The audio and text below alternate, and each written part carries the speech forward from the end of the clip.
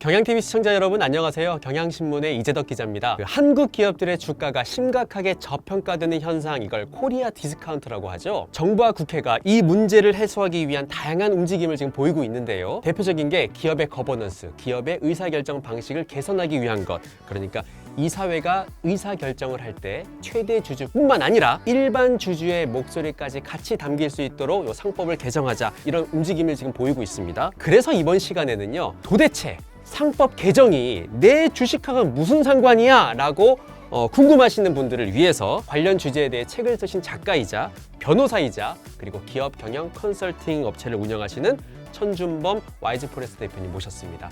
안녕하세요, 대표님. 안녕하세요. 오늘 잘 부탁드립니다. 네, 감사합니다.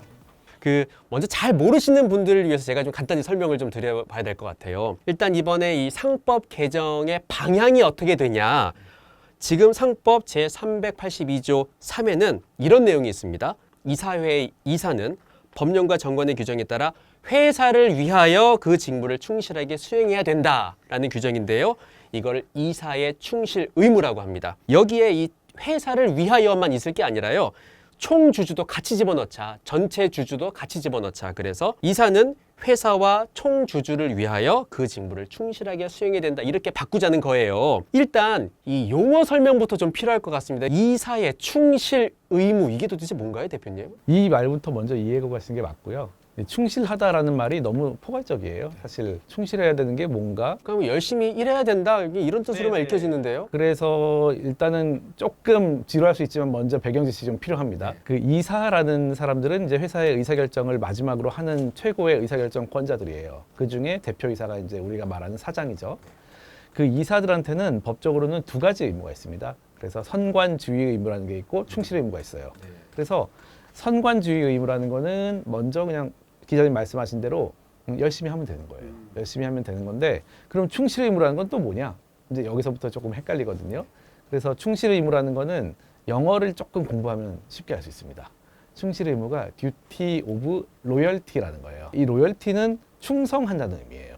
로열티가 있다 없다, 뭐 직장에서도 약간 꼰대 같긴 하지만은 너 회사에 로열티가 왜 없어? 이런 말을 쓰잖아요. 그럴 때 쓰는 충성입니다. 그러면 이게 충성하라는 것도 열심히 하라는 것 같은데 법적으로는 어떤 의미인가 조금 헷갈릴 수 있는데, 이제 로열티라는 말이 옛날에 그 기사도에서 나옵니다. 그러면 이제 제가 기사고 기자님께서 왕이에요. 그럼 제가 기사도는 로열티가 있어야 되거든요. 듀티 오브 로열티가 있으면 이제 전쟁이 나요. 그럼 전쟁이 나와서 화살이 막 날라와요. 그러면 기사 어떻게 해야 돼요? 막는데 자기 몸을 던져야 되는 겁니다. 그게 로열티예요. 당신의 이익과, 님이잖아요, 이제. 님의 이익과 나의 이익이 충돌할 때, 그러니까 둘 중에 하나 죽어야 되는 상황이잖아요. 그 상황에서 나의 이익을 희생해라. 이게 듀티 오브 로열티입니다. 되게 무서운 거예요, 사실은. 그러면 이거를 이제 이사의 의무로 바꿔보면은, 만약에 듀티 오브 로열티 충실 의무가 회사에 대해서 있다, 이러면은 회사의 이익과 나의 이익이 충돌할 때 어떤 경우가 있냐면 이런 거예요. 내가 김밥집을 운영하고 있어요. 근데 회사에서 야유회를 가요. 근데 김밥을 사와야 돼요. 근데 제가 이사예요. 그러면 내가 하는 내 김밥집 정말 좋아. 정말 좋으니까 이 김밥으로 좀 하자라고 했을 때는 저 이익과 회사의 이익이 충돌하는 상황이죠. 네. 그럴 때는 내가 하지 말아야 된다는 거예요, 기본적으로. 네. 또는 미국식으로 말하면은 이 김밥이 정말 최고의 효율성을 가진 가성비 갑의 김밥이라는 걸 내가 증명해야 돼요. 그래야지만 할 수 있어요. 그러면 그게 회사 이익도 되는 거니까. 네. 그럴 때는 이제 회사와 나 이사 사이의 듀티 오브 로열티가 있을 땐 그렇고요. 지금 논의되는 이제 상법 개정안은 듀티 오브 로열티 충실 의무가 주주에게 있어야 된다는 거잖아요. 회사에게도 있고 주주에게도 있고. 맞습니다. 그러면 주주와 이사 사이의 이해 관계가 충돌할 때를 의미하는 거예요. 그래서 주주와 나의 그 의무가 충돌할 경우는 많지는 않고, 이럴 때는 전체 주주에 대해서 충실 의무가 있어야 되거든요. 그런 거는 주주 사이에 어떤 주주는 이익이 되고 어떤 주주는 손해가 된 경우가 있습니다.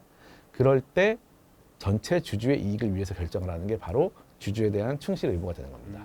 좀 이따 또 말씀 나누겠지만은 주주 충실 의무에 처음에 오해를 안 해야 되는 부분이 하나 있어요. 한 명 한 명 얘기를 들으라는 얘기가 아니다. 네. 전체 주주의 이익을 고려해서 의사결정해라 이겁니다. 뭐 주주 간의 이해가 충돌하는 경우 어떤 것들이 있다고 보면 되는 거예요? 저 이제 회사의 경영 상황을 이제 잘 모르시니까 쉽게 말해가지고 최근에 문제가 되고 있는 이제 합병이나 분할 같은 거의 기본을 조금 설명을 드려야 되는데, 이제 합병한다 그러면은 뭐 만약에 경향신문하고 조선일보가 합병을 한다. 와우. 그러면 합병하는 것 자체가 마치 이 두 조직의 어떤 문제로 생각이 되잖아요. 근데 법적으로는 사실은 합병은 조직 간의 문제가 아닙니다. 주주 사이의 문제예요. 그러니까 조직은 똑같이 합병을 하더라도 조선일보하고 경향신문이 그냥 이 사옥에서 똑같이 일하시면 돼요. 아무 문제가 없습니다. 그렇죠. 근데 법적으로는 주주들 사이에 주식을 바꿔줍니다. 경향신문이 조선일보를 흡수합병하면 조선일보 주주들은 자기 주식을 다 내놔야 돼요. 그리고 경향신문 주식으로 바꿔 가져가요. 근데 주식의 전체 퍼센트의 합은 몇 퍼센트인가요? 100%죠. 근데 여기에 100이고 여기가 100이잖아요. 그러니까 자연스럽게 200은 안 되니까 100으로 축소가 됩니다. 그러다 보니까 모두의 주식 가치가 그 지분율이 희석이 일어나요. 그게 합병이에요. 어차피 경향신문이나 조선일보나 뭐 건물 자체가 사라진다거나 뭐 회사 자체가 아예 없어진다거나 하는 건 아니니까요. 아니에요. 물리적으로는 그대로 있어도 됩니다. 그게 지금 이제 여러 우리나라의 계열회사 사이의 합병을 이해하는데 굉장히 중요한 포인트예요. 왜냐하면 계열회사 사이의 합병이라는 거는 그 일하는 공간이나 일하는 방식이 하나도 바뀌지가 않습니다. 그런 거를 이제 이해하시면, 이제 합병을 할 때는 근데 왜 주주들 사이에 이해가 달라지냐면요. 조선일보하고 경향신문하고 합병을 해요. 그러면은 주주 입장에 이제 기자님도 주식이 있다고 생각할게요. 그러면은 10대 1이다. 10대 1로 하겠다. 조선일보 10, 경향신문 1이다. 안 되죠. 이렇게 주주들 사이에 생각이 다 달라요. 그래서 각 회사가 합병을 할 때는 그 합병 비율에 의해서 주주의 이익과 손해가 갈려요. 근데 중요한 건 여기서 완전히 두 회사의 주식을 아무도 같이 가지고 있지 않은 경우는 상관이 없는데, 어떤 경우는 어떤 사람은 조선일보 주식이 10%가 있고 경향신문 주식이 1%가 있어요. 그럼 이 사람이 만약에 결정을 해요. 그럼 어디가 더 조선일보에 더 유리한 방식으로 하고 싶겠죠. 그런 경우에 경향신문의 이사가 어떤 결정을 해야 되냐, 이 문제가 생깁니다. 그게 바로 합병할 때 우리 주주에게 가장 유리한 합병 비율을 이끌어낼 의무가 있어야 되거든요. 그게 바로 쉽게 말해서 주주 충실 의무입니다. 주주의 이익에 맞게 충실하게 하라는 건, 그러니까 예를 들어서 뭐 한 기업이 어디에 투자를 해야 돼. 내가 AI에 투자를 해야 돼. 그런데 다른 주주들은 야, 그 AI 투자하지 말고 그 돈 우리들한테 배당금을 돌려줘야지. 이럴 때 적용되는 법칙이 아니에요. 원칙이 아닌 거군요. 그래서 오해가 좀 있는 것 같아요. 이게 왜냐하면 충실이라는 말이 조금 애매하다 보니까 생기는 문제인데, 그러니까 많이들 그렇게 생각을 하세요. 맞아요. 그래서 그게 주주 입장에서 어쩌면 좋을 수도 있지만 이 법안을 반대하는 쪽에서 오히려 잘못된 비판을 하고 있는 경우도 있습니다. 이렇게 아니 그러면 어떤 주주는 바이오 투자하고 싶고 어떤 주주는 어디 투자하고 싶은데 다 말 들을 수 없는 거 아니냐? 아니에요. 충실이면 그래서 말을 좀 바꾸는 법안도 있어요. 사실은. 그래서 전체 주주의 이익을 공평하게 보호해야 된다라고 하면 정확합니다. 그러니까 모든 현안에 대해서 그렇게 하는 게 아니라 주주 간의 이해가 충돌이 될 때에만 적용되는 원칙이다. 네. 잘 알아두셔야 될 것 같습니다. 달리 혼란스러우신 분들이 많으셔가지고요. 네, 전체 적용되는 게 아니에요. 네. 그럴 때는 선관주의 의무라고 해가지고 열심히 그냥 일하면 되는 그 의무를 준수하면 됩니다. 우리나라 이제 상법에다가 그 주주 충실 의무에 회사를 위하여 그렇게 하라고 돼 있잖아요. 그럼 다른 나라 같은 경우는 어때요? 다른 나라도 역시 회사라고만 정해져 있나요? 아니면은 회사와 주주 같이 다 정해져 있는, 집어넣어져 있나요? 이게 참 재밌는 게 그 미국이나 이제 영국 같은 외국의 좀 선진 자본주의를 먼저 한 나라에서는 그 너무 당연한 거예요. 이거는 그냥 물과 공기 같이 너무 당연하기 때문에 뭐가 당연하든. 이 주주에 대한 충실 의무를 갖고 있어야 되는 게 너무 당연한 겁니다. 그래서 굳이 글씨로 안 써 있는 경우도 있어요. 너무 당연한 거 있잖아요. 뭐 예를 들어서 뭐 어떤 게 있을까요? 뭐 진짜 신이 성실하게 일을 해야 된다 이런 것들은 안 써 있는 경우도 있거든요. 너무 그냥 상식적인 것들. 그래서 그런 나라는 그냥 회사를 위하여라고만 적혀 있는 경우도 있다는 거예요? 이제 미국이나 영국은 미국인 경우를 먼저 말씀드리면은 미국은 판례법 국가입니다. 그래가지고 아주 그냥 기초적인 의무 그 어떤 법리만 있고 그걸 가지고 각 사안에 따라 가지고 판결이 계속 나오면서 법이 만들어져요. 그런데 이 충실 의무가 그래서 주주한테만 있는 것도 아니고 각 사안이 생기는 거예요. 그럴 때 주주한테 있는 경우도 있고 대주주가 다른 주주한테 있는 경우도 있고 회사한테 있는 경우도 있고 모든 충실 의무가 다 인정이 되고 있고요. 이제 여기서 좁혀가지고 이사의 주주 전체에 대한 충실 의무는 뭐 수백 년 전부터 이미 인정이 되고 있어가지고 그냥 개론 수준에서 다 그냥 배우는 겁니다. 굳이 법으로까지 다 명시를 하진 않는다. 아는데 그냥 당연히 판례에서는 전제하고 다 판결을 하고 있고요. 뭐 일부 이제 미국의 법에서도 이런 걸 정리해 놓은 그런 법전 같은 게 있긴 있습니다. 네. 거기엔 당연히 써 있습니다. 그래서 근데 우리는 왜 그렇게 생각을 안 하는 거예요? 너무 물과 공기 같은 너무 당연한 원칙인데 우리나라도 마찬가지로 판례에 의해서 그렇게 해석을 하는 거예요? 그게 이제 좀 아픈 역사가 하나 있어요. 우리나라가 너무 당연한 원칙인데 우리나라의 그 과거에 어떤 판결이 하나 있었습니다. 네. 대법원 판결인데 뭐 여러분들 많이 아시는 이제 에버랜드 대법원 판결이에요. 에버랜드 전환사채 관련된 대법원 판결이 있었는데 거기에 굉장히 복잡하고 쟁점이 많은 판결인데 거기서 중요한 이 충실 의무 또는 합병 상황에서 적용될 수 있는 어떤 한 문구가 있습니다. 아까 말씀드렸듯이 뭐 합병을 하거나 주주 사이에 어떤 주식의 문제가 생겨가지고 거래를 할 때 그럼 이사가 거기에 신경을 써야 되나 말아야 되나가 하나의 쟁점이 있었어요. 간단하게 설명을 좀 해주시는 건 어떨까요? 예. 그러면 그 사안은 어쨌든 주식으로 바꿀 수 있는 전환 사채라는 게 있었어요. 1996년 상황이었죠. 맞습니다. 네. 그래서 그 96년 상황에서 비상장 전환 사채였습니다. 네. 그래서 이 전환 사채가 뭐 간단하게 숫자는 좀 간단하게 말씀드릴게요. 어쨌든 어떤 그 가치를 대충 보면 10만 원짜리였어요. 그런데 비상장인 것을 뭐 어떤 그 기회로 삼아 가지고 뭐 이재용 지금 회장이죠. 및 이제 그 남매들한테 굉장히 한 10분의 1 가격으로 팔겠다고 한 거예요. 네, 발행하겠다. 전환 사채를 팔겠다. 나중에 주식으로 바꿀 수 있다. 음. 근데 이거를 그걸 10분의 1 가격으로 팔았다는 거죠. 네. 근데 그 방법이 먼저 주겠는 게 아니고 다른 주주들한테 먼저 팔겠다고 했어요. 그래야죠. 왜냐면은 나중에 이걸 주식으로 바꾸게 되면 기존 주주들의 가치는 주주식의 가치들은 희석이 되니까 당연히 기존 주주들한테 먼저 제안을 한 다음에 해야 됩니다. 법적으로 먼저 해야 되는 게 원칙이어가지고 했어요. 근데 이 기존 주주들이 무슨 이유에서인지 이게 10분의 1이면은 뭐 요즘 친구들 말로 개꿀이잖아요. 안 했어요. 로또죠, 로또. 네. 안 산대요. 그래서 다 포기했어요.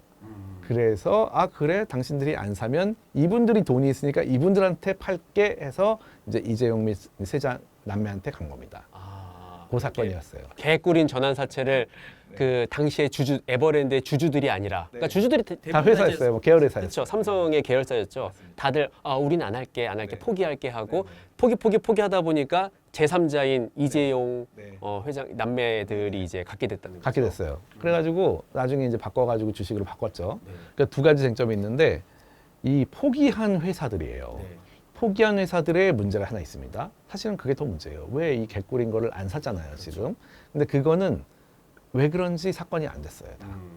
안 됐고 지금의 문제는 발행한 이 에버랜드라는 회사의 이사가 그럼 이거를 제3자한테 발행을 함으로써 주주가 아닌 제3자한테 그렇죠. 그럼 제3자가 나중에 주식으로 바꾸면 기존 주주의 지분율이 확 줄어들고 제3자의 지분이 확 늘어나잖아요. 여기에 대해서 이 이사가 신경 쓸 의무가 있는가가 쟁점이었습니다.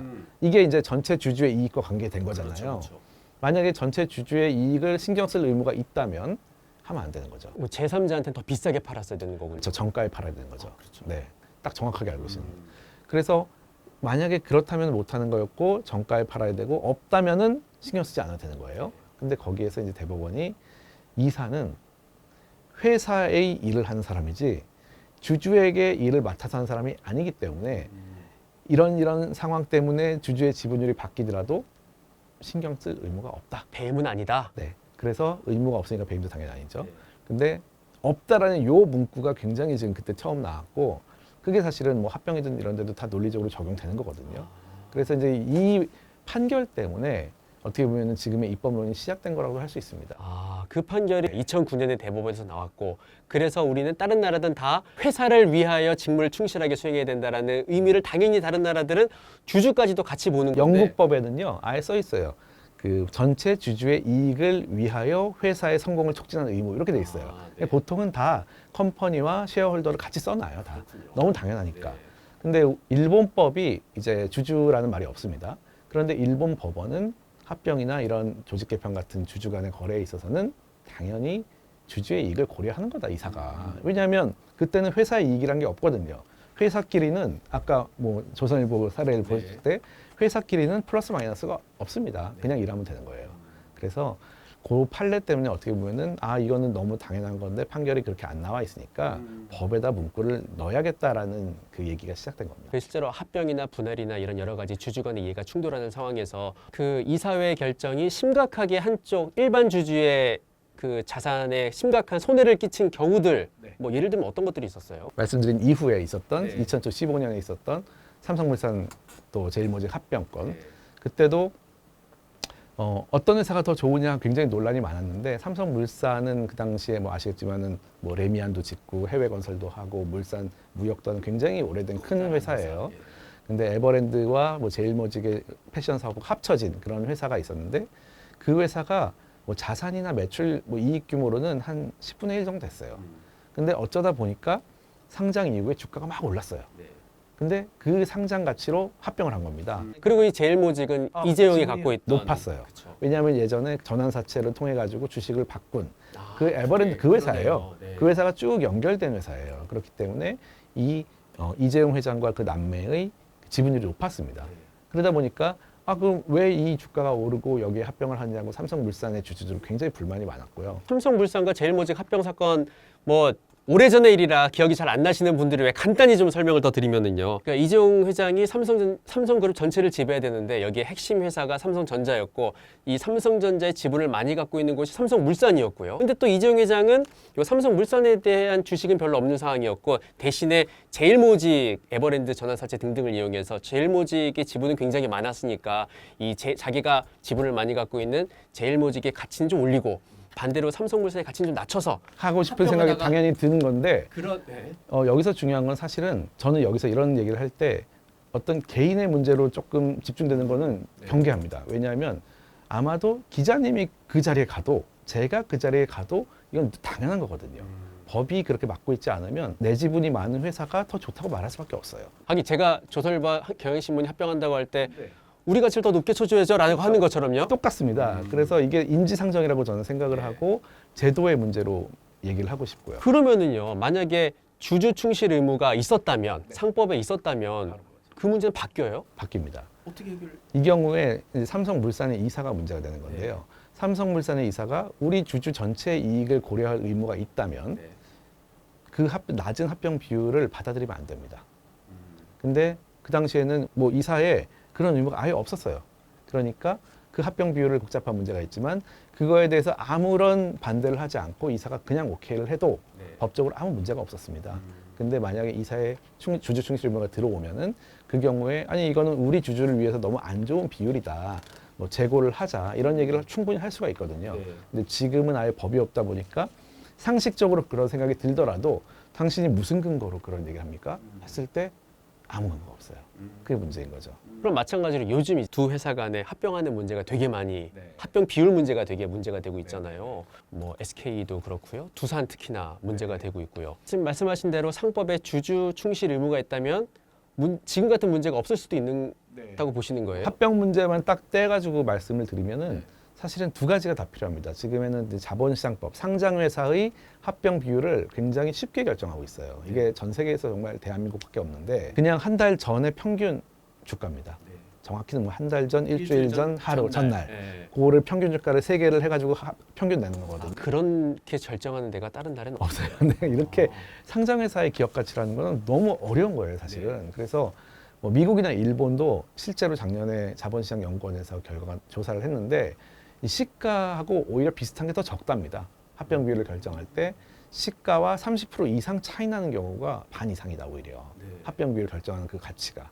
그럴 정도로 굉장히 유동적이고 그래서 합병 되게 어려운 거예요 원래. 이 지금 최근에 그 하나 사례가 또 나왔는데 그 AI 반도체 회사 리벨리온이라는 회사 그리고 사피온이라는 회사가 있습니다. 두 회사가 합병을 한다고 했죠.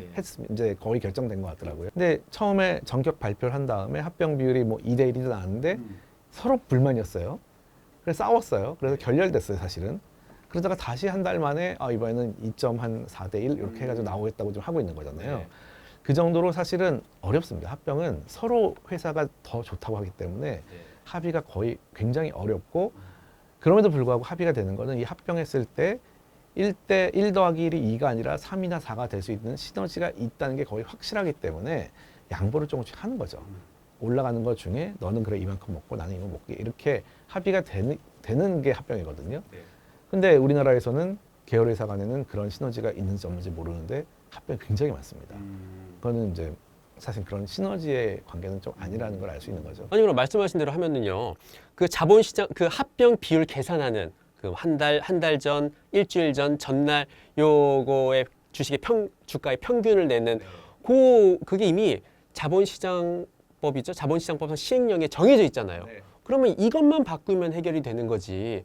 왜 굳이 그 상법 같은 커다란 걸 바꾸죠? 우리 이거 너무 선언적인 의미 아닌가 싶기도 하고. 맞아요. 그래서 그렇게 말씀하시는 분들도 있는데 만약에 이걸 바꾸면 이제 공정가치로 하게 되거든요. 근데 공정가치라는 거는 우리가 쌀을 사더라도 똑같은 아이스 아메리카노도 어디 가면 3,000원, 어디 가면 뭐 5,000원, 8,000원도 하잖아요. 정확한 가격이라는 게 물건도 없는데 이 회사의 가치라는 거는 더 어렵습니다. 그래서 보통은 이 사회에서 이게 평가를 할 때 뭐 어떤 범위로 나오든지 우리 회사의 가치는 뭐 1조부터 1조 5천억 사이입니다. 이렇게 나오든지 아니면은 옵션으로 나올 거예요. 1조, 1조 2천 이런 계산 방법은 1조, 이런 계산 방법은 2조 이렇게 나오는데 그렇게 나올 때 만약에 의무가 상법상의 주주 충실 의무가 없어요. 그러면 그 중에 제일 낮은 걸로 해도 되는 거예요, 또. 그렇죠. 네, 이사가 가장 그 중에 높은 걸로 해야 될 의무를 부여하기 위해서는 여전히 주주 충실 의무가 필요한 겁니다. 그 합병하는 시점이 되게 중요하잖아요. 내가 갖고 있는 회사의 주가가 가장 높을 때를 딱 찍어서 그리고 상대방의 가치가 제일 낮을 때를 딱 찍어가지고 보통 합병이 한국에서만 그런. 그렇죠. 돼야 되는 건.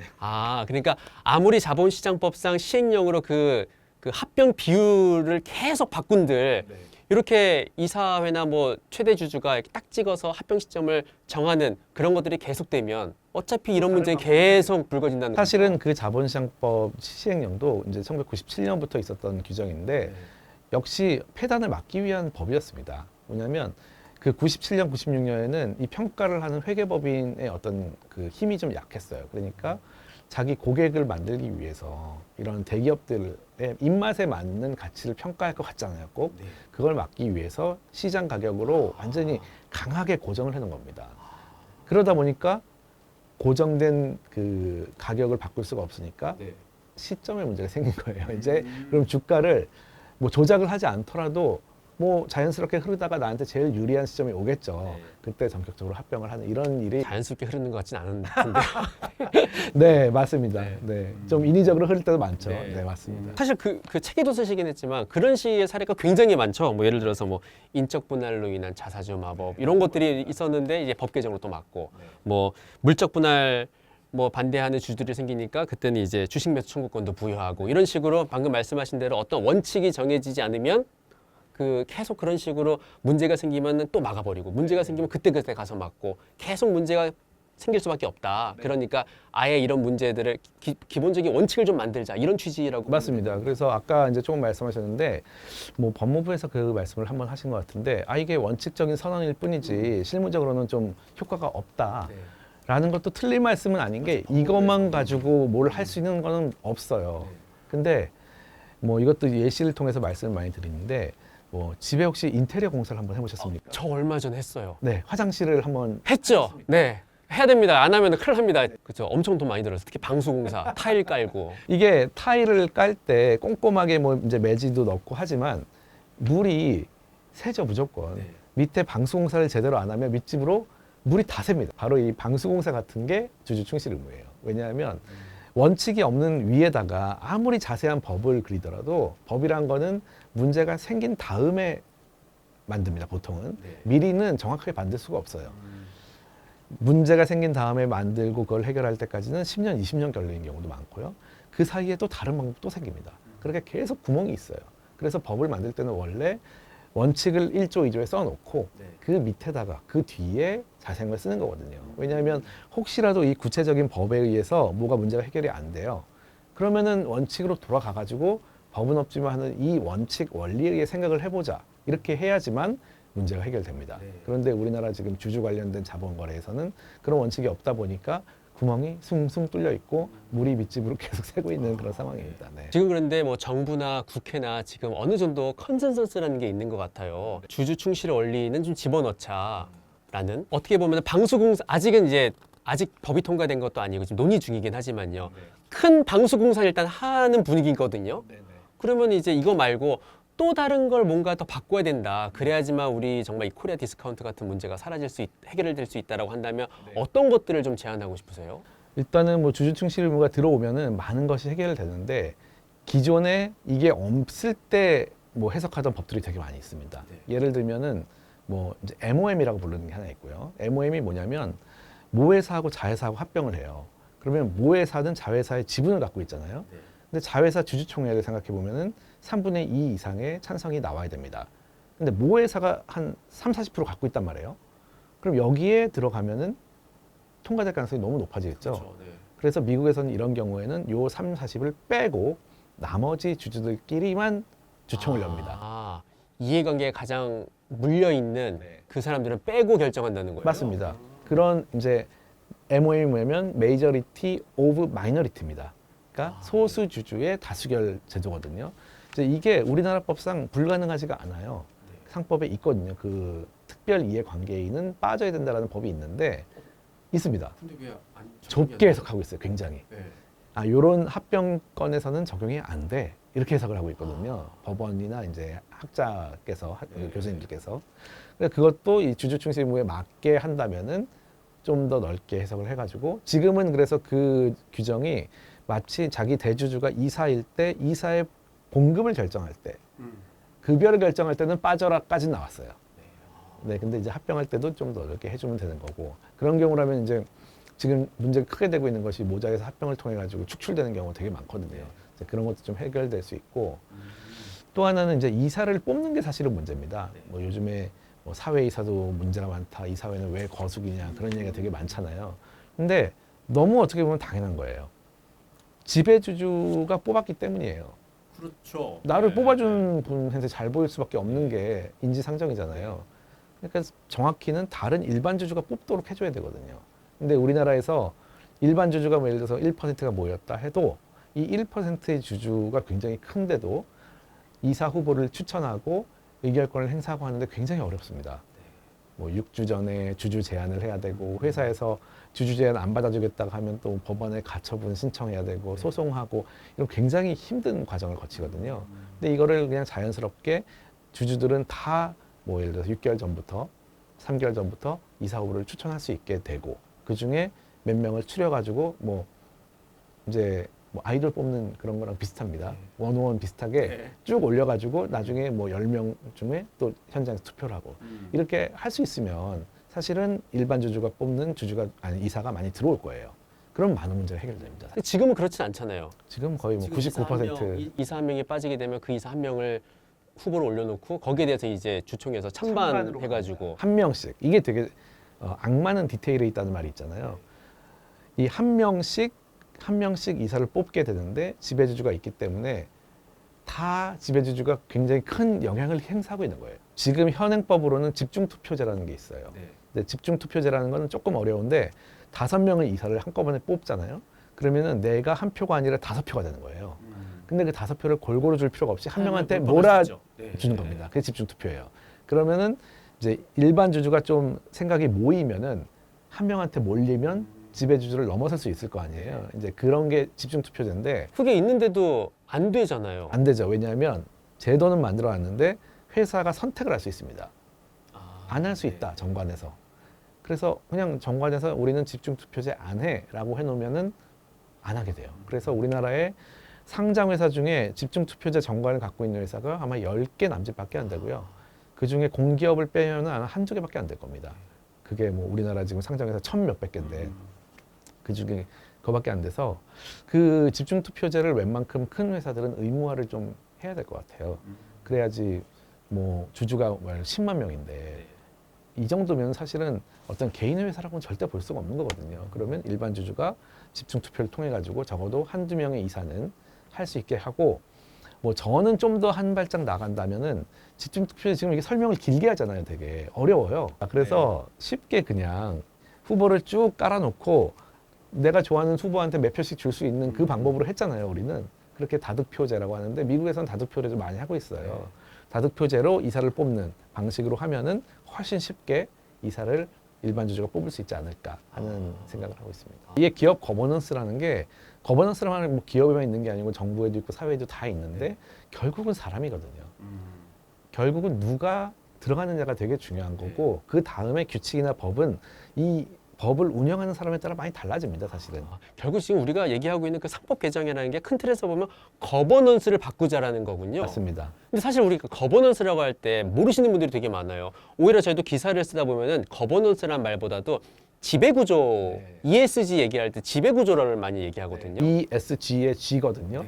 근데 지배구조란 말이 많이 쓰이고 있는데 이제 바꿔야 돼요. 이것도 왜냐면 말이 힘이 있잖아요. 지배한다고 하면은 나의 윗사람이 나를 지배하는 것 같잖아요. 근데 회사도 사실은 누구를 지배하는 관계는 아니잖아요, 사실은.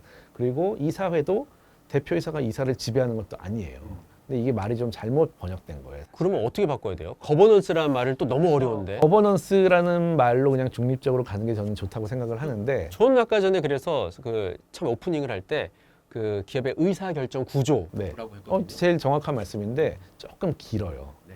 그리고 의사결정 구조만은 또 아니어가지고 이해관계도 있고 그래서 뭐 의사결정 구조가 제일 좋은 것 같고 저도 아니면은 그냥 거버넌스란 말로 계속 그냥 좀 익숙해질 때까지 하는 게 좋지 않을까 하는 생각을 하고 있고요. 그러면 상장이다라고 하면은 상장이 뭔가요?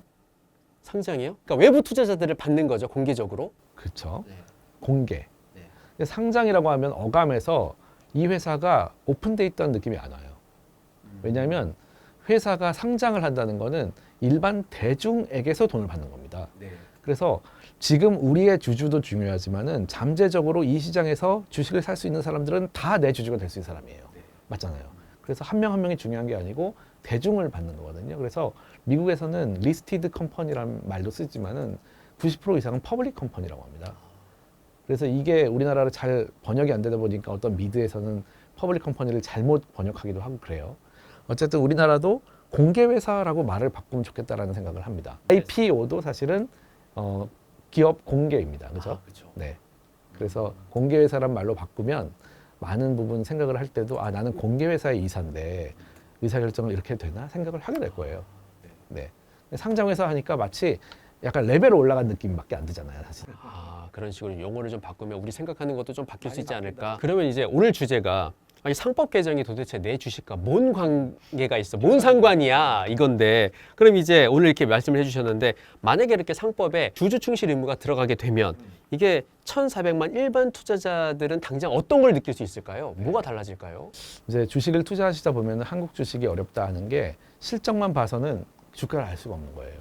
왜냐하면 뭐 요즘에 많이 문제가 되고 있는 분할 합병 같은 것 때문에 가만히 갖고 있었는데 갑자기 회사가 합병을 한다. 회사가 분할을 한다 해가지고 내 주식이 갑자기 뭐 반토막이 난다든지 이런 일이 가끔 있거든요. 그러다 보니까 내 주식을 오랫동안 투자할 수 없는 상황이 많아요. 그러니까 예를 들면은 식당이 있는데 식당에 잘 나가는 메뉴가 있어요. 근데 이 식당에 제가 그래서 한 뭐 10% 투자를 했어요. 식당이 회사예요. 가만히 그냥 집에서 쉬고 있고 가끔 가서 잘 되나 보고만 있었어요. 근데 이 주인이 지배주주가 잘 나가는 메뉴만 똑 띄어가지고 다른 식당에 넘기는 거예요. 아들 회사한테. 이게 가능한 법제가 지금 우리나라 법제예요. 그러면 이 투자한 사람은 낙동강오리알 되는 거거든요. 알짜배기가 지금 딴 데로 갔다는 거잖아요. 네. 그러면 제가 투자한 이 회사에는 없어지는 거예요.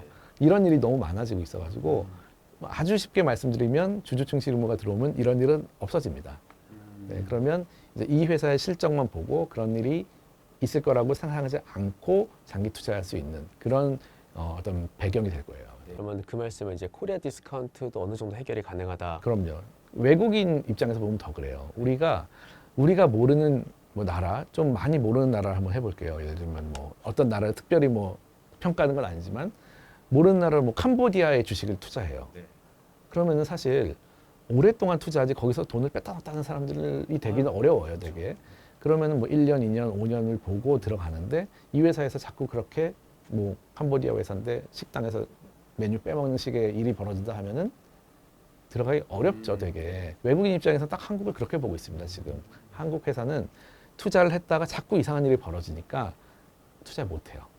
그래서 수요와 공급의 법칙에 의해서 이 주식에 대한 수요가 낮은 거예요. 그러니까 가격은 낮습니다. 그래서 코리아 디스카운트는 뭐 여러 그 이유로 설명을 해주시지만은 가장 기초적이고 쉬운 어떤 이유는 그런 바로 수요와 공급의 법칙입니다.